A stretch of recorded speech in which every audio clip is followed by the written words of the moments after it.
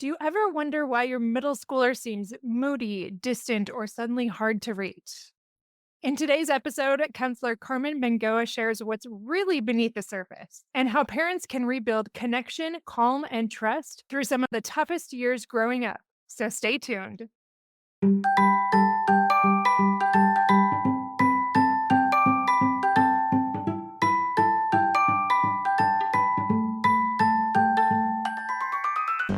Welcome to Fulfillment Therapy. I'm Kendra Nielsen, wife, mom, and licensed therapist. Do you ever feel like you're doing everything right, but you're still exhausted and empty?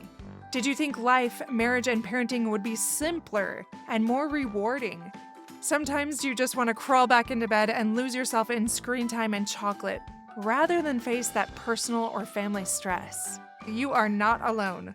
This podcast helps you break free of the rat race and build a richer, more meaningful life, flourishing incrementally and realistically, improving your mental health and wellness, and living with deeper purpose beyond the mundane, no matter where you are in life's journey.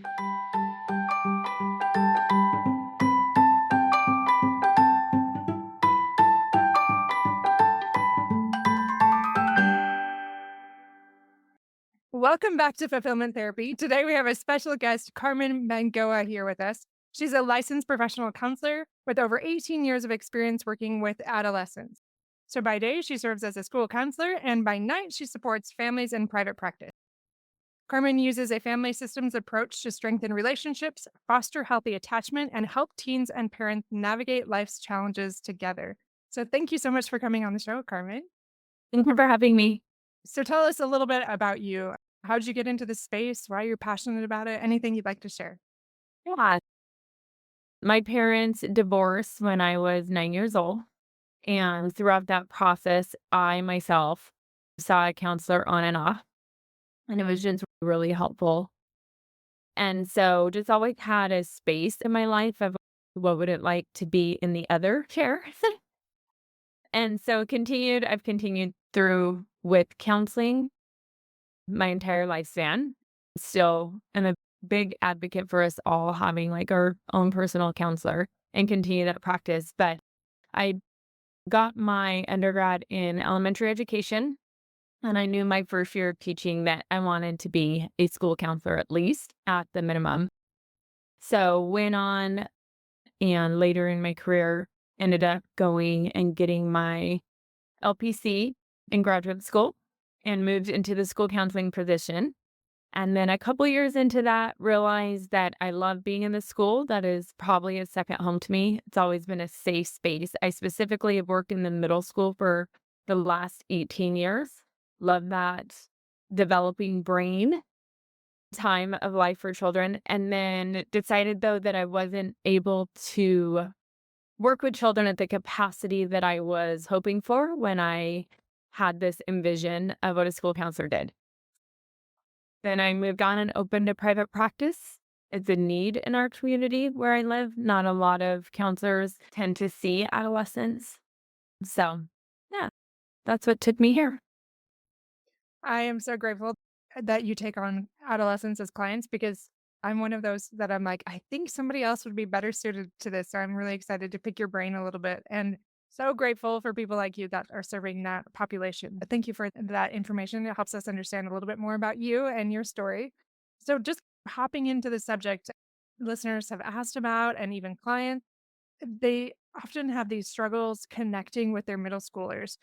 Could you tell us this age range, what the middle schooler ranges that you work with, and a little bit about the struggles that you see with your clients, the things that they're facing?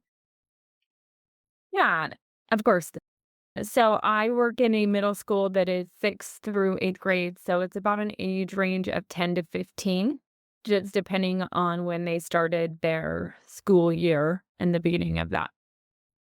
I notice there is quite a few challenges for both the parent and child as they are changing at a rate much faster than we will probably ever change in our entire lifespan.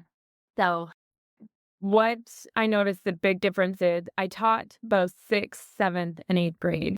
So it gave me a really good idea of being in the classroom of how the student interacts, even with an adult teacher. And it's significantly different from sixth grade to eighth grade. Just in that short amount of 3 years, you will see a huge difference. So a lot of times in sixth grade, the students are still in that developmental age. Adults are our heroes. And there's a lot of conformity that is still existing in that time period of their life.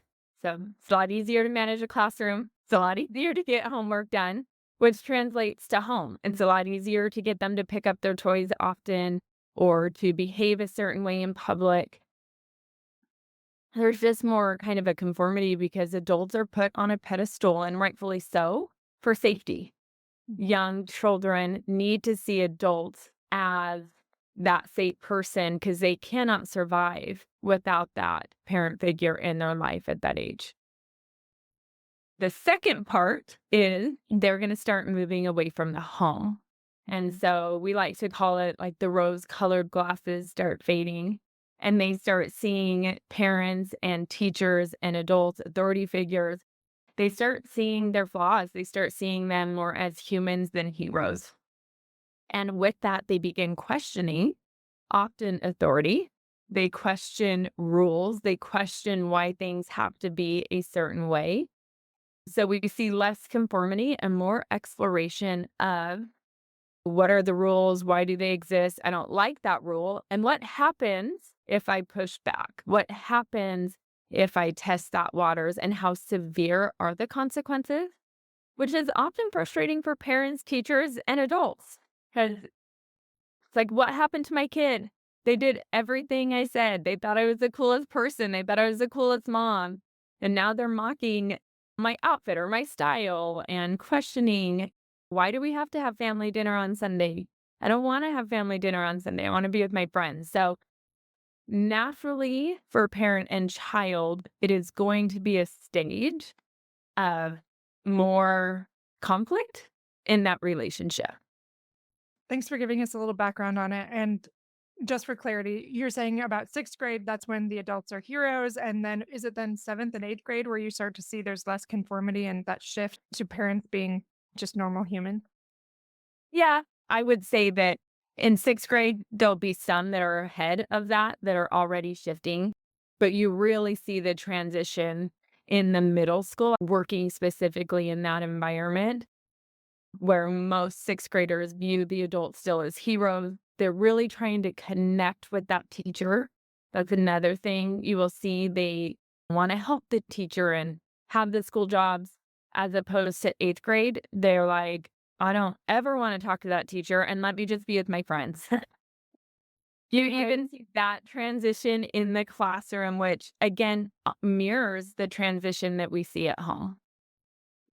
I love talking about these things because right now I have a middle schooler, I have a high schooler, an elementary kid, and I have a college student. So I'm getting all of the different stages, and it's so fun to hear how somebody can normalize it somewhat too, instead of internalizing it like, oh, I'm a terrible parent because my kid is starting to push away a little bit more, having some of these things come up. So I think it's important to talk about these stages and then what we can do. For example, I was talking to a colleague and friend recently, and he is actually a middle school counselor as well. I was telling him about challenges that some of my middle schoolers have had. And right now I have a daughter in middle school, and she is a delight. She's a beautiful, wonderful child. And she is struggling socially, which is very strange to me because by all appearances, she would be everybody's favorite.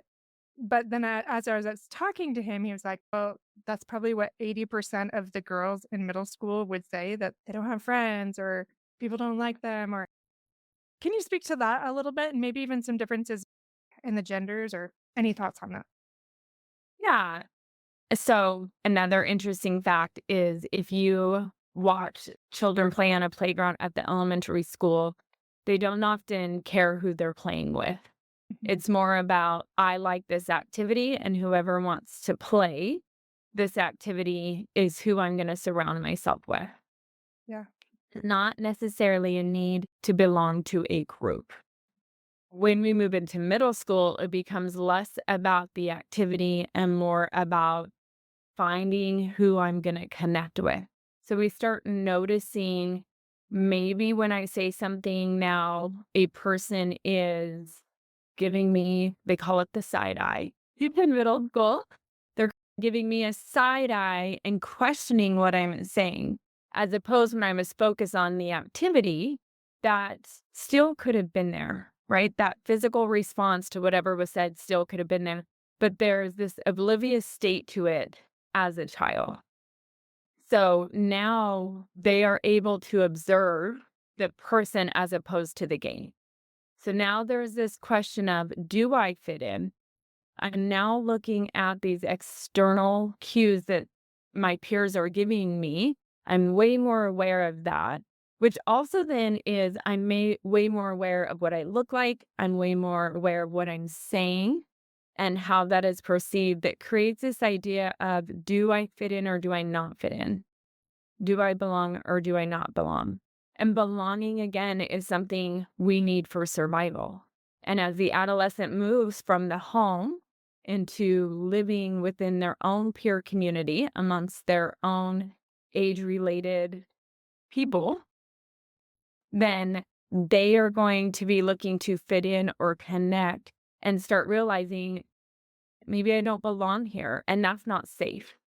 And when we have the fear of not being safe, then we will see our adolescents having those negative self-thoughts, because then it translates to something's wrong with me, as opposed to later in our adult year, if we don't connect with somebody, we are able to process with their frontal cortex. We just maybe don't share the same interests. We don't share the same values. I know there's someone out there that shares that. But at the middle school, it's really hard for them to see beyond that school building, beyond their original friend group that really was built around an activity, not necessarily the qualities and characteristics of who we are as a human. That is really helpful. Clients have talked to me about the struggle with their middle schoolers in these stages that you've talked about, feeling like they don't belong, really starting to pull away from their parents. Can you think of an experience personally or with clients or anybody where this was happening, and talk us through what that looks like and what you can do about it? Yeah. Like needing to belong or fit in and how we can support our children in that process.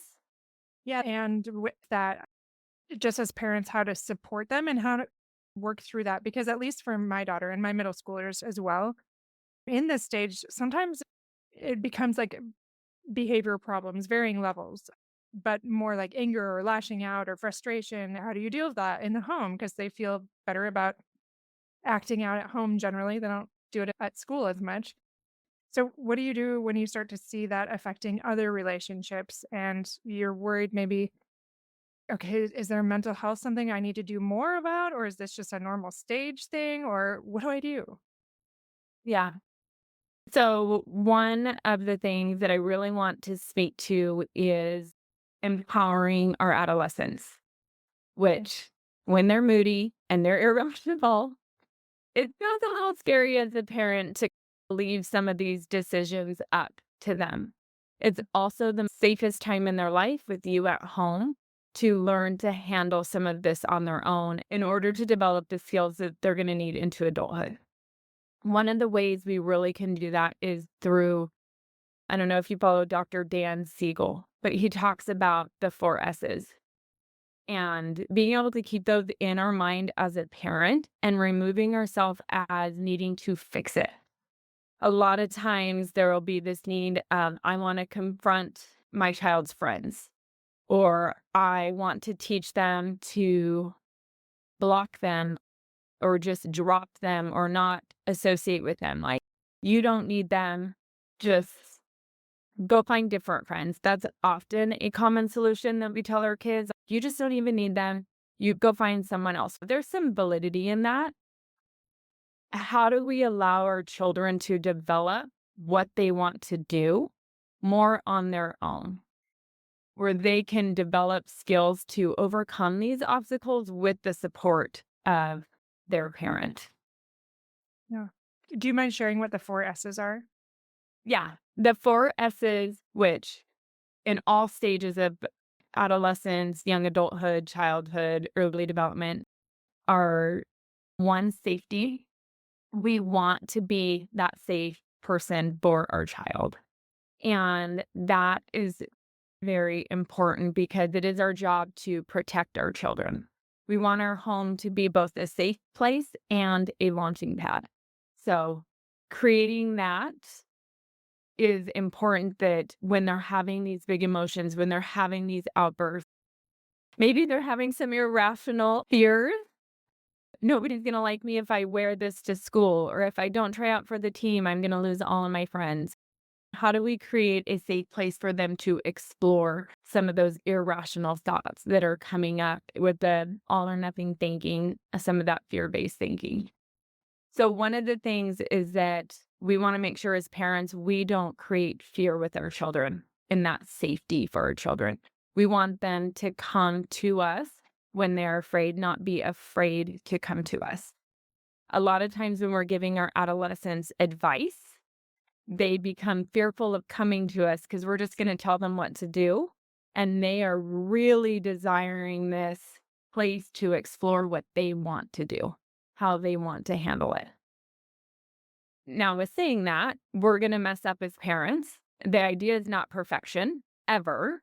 If we notice that our adolescence is not coming to us, they're not sharing with us, that open communication of a secure attachment for safety is slowly diminishing, we can always repair that, right? So it's just having that conversation like, I noticed that you're not sharing as much about your struggles at school and checking in. Is there something I've done? Is there something that I have said has shut this form of communication down? Being really curious about what has changed in your parent child relationship that is decreasing the child's ability to openly communicate. What are they going through and what are their struggles as an adolescence? We also don't, in the safety place, we don't want to just let everything fly. Sometimes we get confused with that because they're going to be pushing boundaries. We want to stay consistent with the integrity of what our boundaries are while also honoring how they're feeling. They can have an irrational belief. We can honor that irrational belief. We can validate it and see, I can see why you would think that would happen. You're not going to be at practice with them. Maybe if I don't do the sport I don't love, I'm going to lose my friends. Okay, you are going to have less time with your friends. That thought is valid. And then how else could you connect with your friends? Like empowering them to start coming up with ideas of how to connect with them is really important, all while maintaining whatever integrity you need to have within your home to keep them safe as far as rules and boundaries. The second one is seen, and that goes back to honoring the adolescent's emotion, honoring what they're feeling, honoring what they need, again, while keeping them safe.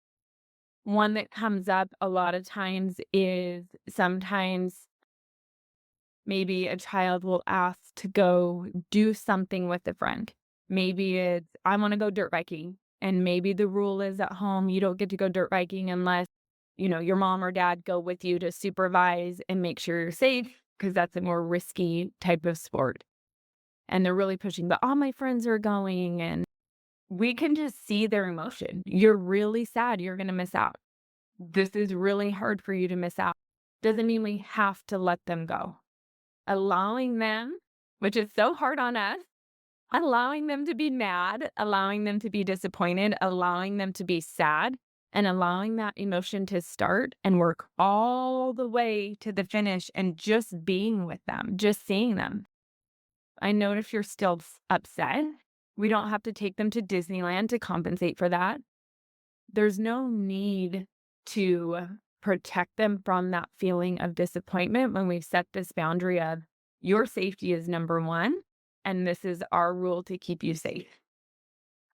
Seeing them, seeing that emotion and allowing for it, even if we're uncomfortable in it. The other one is soothing. So sometimes we will try and soothe our children with more of this. external things like, okay, you can't go dirt biking, then we were just going to stay home and work in the yard, but now we'll go do something fun and exciting. That's not always the best choice, not that it's not a great choice, but that's not how we soothe our child. It might be how we meet their need for novelty, which is a really important need for adolescents to try new things.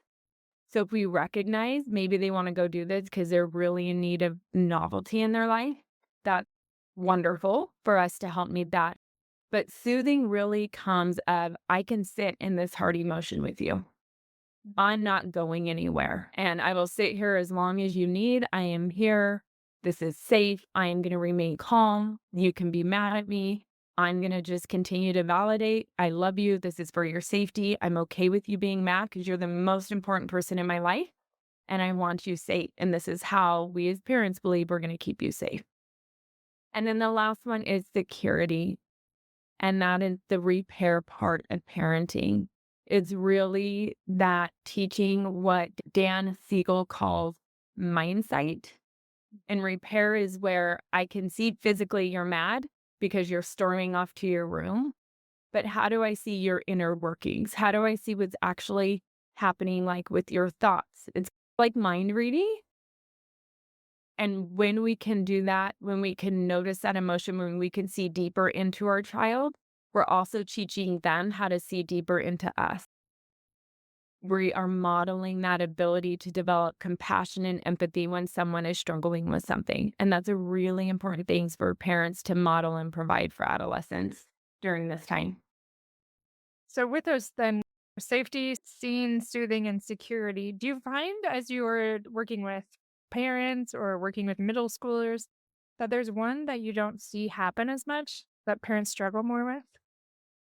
I would say the scene. Yeah. If I were to probably do a survey with my adolescent clients and students, do my parents see what I'm going through? Yeah. I'll say Right. that would be the one. Hey, my friends, I hope you enjoyed this episode. Part 2 with Carmen is next on how we can better connect with our middle schooler.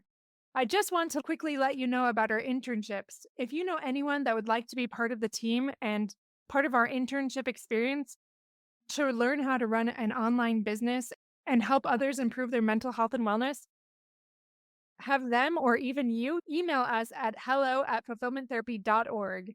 We take on new interns every semester, and it really gives you the experience you need if you're at all interested in that industry and being your own boss and learning the ropes without having to figure it out for yourself. So check that out or fill out our form at fulfillmenttherapy.org. Don't forget, we have new episodes every Monday, and we'll see you back here then.